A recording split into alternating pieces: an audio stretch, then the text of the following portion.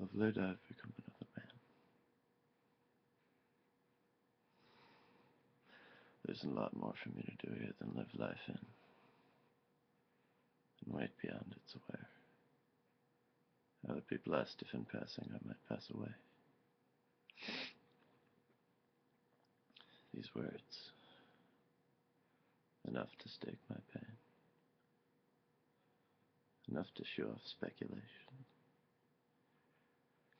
So then spare the dry ensign of my will, an epitaph is inhumane indifference, reliant on ineffectual accounts in paraphrase. These, my deadliest life debts, on isolated fact, as only providence by which to map my seasons to the grave. I'll surely clarify the desperation to whoever rumpled cleric finding this in rumpled sheets. Out of mind, the risk of trauma it might do to me. Here lie all the stops of an unsent telegram. One day be of no substance, left as brain matter, bloodless, yet alive to wreak my death writ. Will I be a thing mentioned? Yeah, spelt from the corners of mouths, a blase, forgotten, dim, negated creature. Or shall I liken my keeps to leaves that fail to stem, soon betrothed, and as soon divorced, and no matter what, to rant away in wilderness as vines and brush and stick, inherently the part of what may grow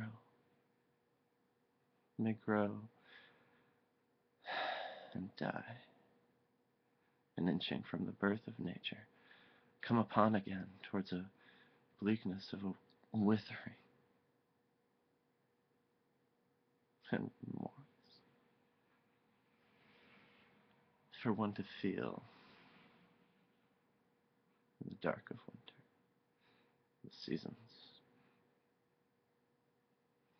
both unfolding as a rose damasked, and yet soon shattering the calyx of that pretty thing, the forming a unity, homeostasis of the stuff that nature gives to justly loosen up the mind, as brusquely a division, a descent of that mind, tragedies mingling, to gray the sky a bit, and soon ascend to the black of being. One's left upon at the whim of humors, no matter how fine the regimentation. There's in this presently blackened sky a gauge of feeling by the tick, the talk, yeah, the appointment of a blurred indefinite psyche, dependent on the weather's perch. Salaciously, one views their stock of fate, as if in the vague demarcations of bleak sky. One might assume as similar as tarot cards, the end of their own motley life and mind.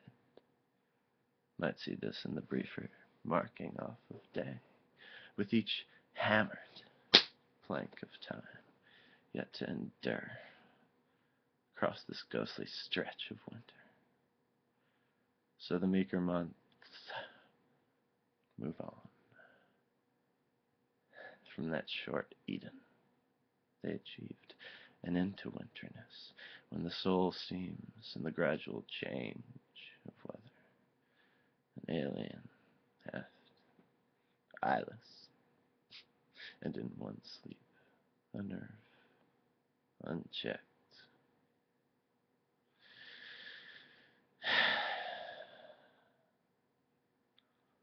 With the frigid change to frigid things, and cracked and brittle senses numbed with temperature.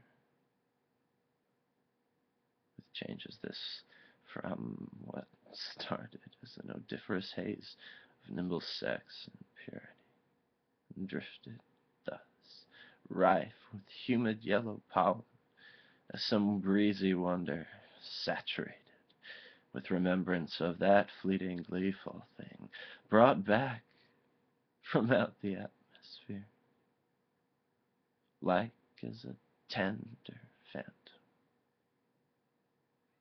and from whence all suddenly turned to winter, hard as fleshless stone, to wheeze within a damaged heart, one embittered by some crudity life gave, and with a spleen enough in them to calcify a wisest happiness, to prostrate bone. Sadly,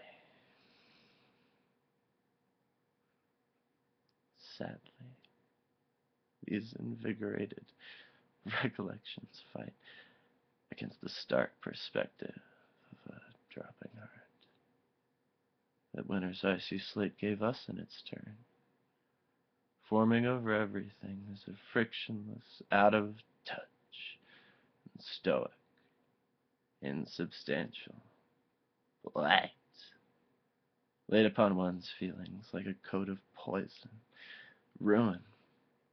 Such sensations are now ought to suffer the bane of death.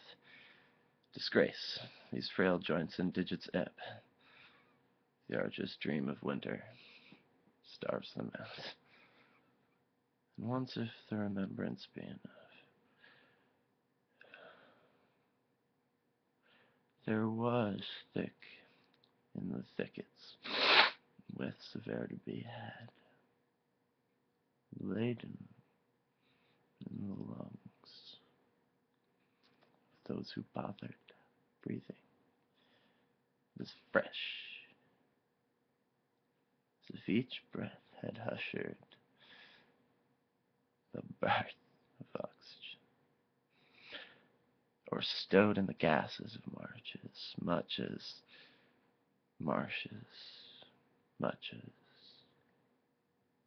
flashing newly. In the deep ravines, a fresher scent is wakening to the nostalgia's rarevets of vigor, yeah, the happiness of once bred personage before the eyes and lips of scoffers is a prouder bearing on the back. Yeah, scenes of more temperate times and temperate climes. Yeah, detailing each one the newness of the spring and the intimate freedom, watching on some hill a wild eternity of wild flowers shake. And yet winter comes, the change of breeze to bellows from the west, so contumely,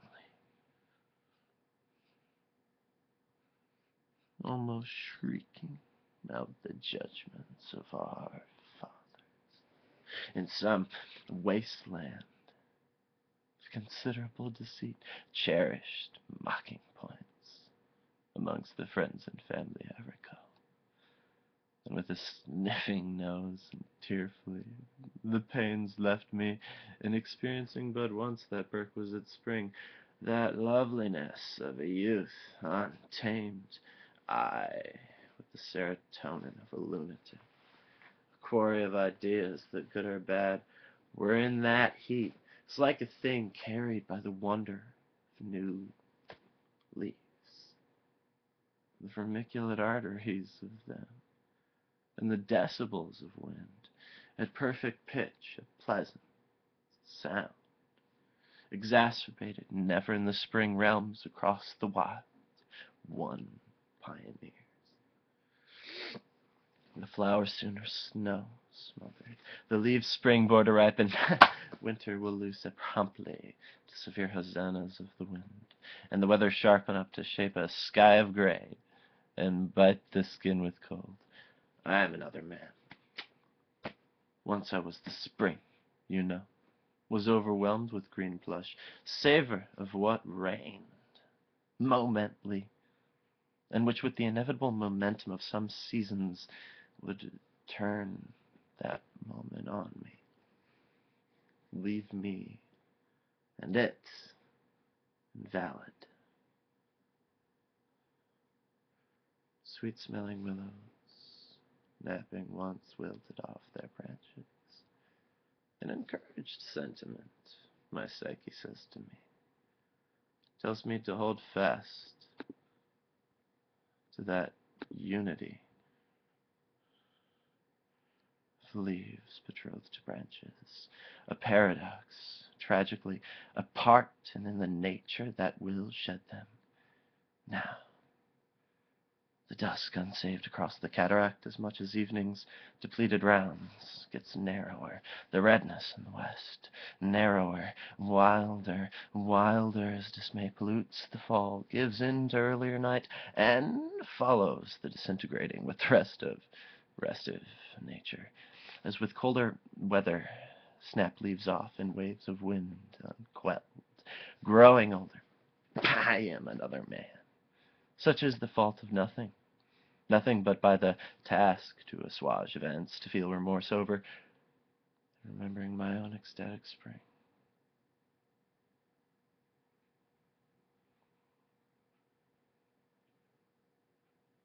In recollecting,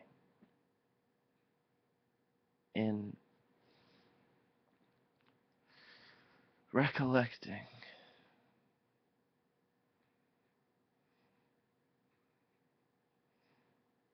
in recollecting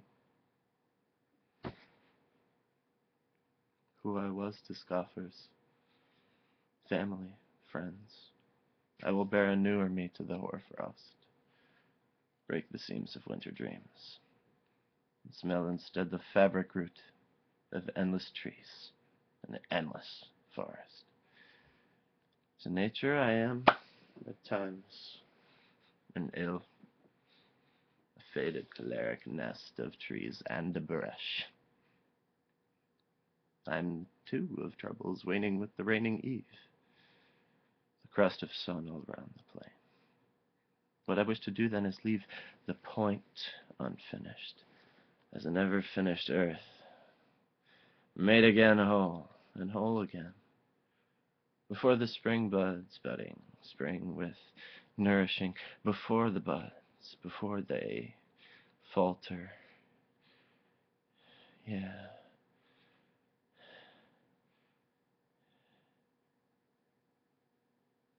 So I will light this place, as purity is not much, and as perfectly as the wintry twilight crucible manages earth of darkness and relenting. I will be thus more red with eagerness to shrink my way into the sky, as willing as diurnal lapsing into season lapsing there. Yeah. I will go off wildly into a farther reach of self, a self of sentiments, vague with longing, hanging on by the willow, but still fractured from the oak and elm. As leaves they fall must fall with spring's reprieve that is the fall. I am of nature made at present Now am fellows with a sentiment more darksome and most regal, and for the skies to demonstrate, as self-same as the seasonal change that red crown paints for me. It is my crown, and it is regal, it is proud, with a shaken power, a rectitude, yeah, and known only way off in the distance of that sky, which will be blue. Somewhere it will be blue, somewhere clear. Yet now, before me fading out to still, yeah, to calm night's wash, all down this plain of parable, significant with wandering imagining, I'll leave what stands as me, an unaccounted sojourner, best to be lost to the nether sky. Times have striven me to go a route more narrow, to have a plan that gets me on to the point of that true redness of new and clearer stuff to shake to life and put to rest. Once what's not at peace in me gives in, becomes a singular thing, a leaf, ages,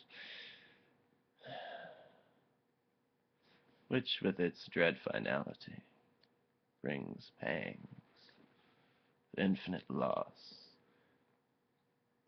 and infinite games.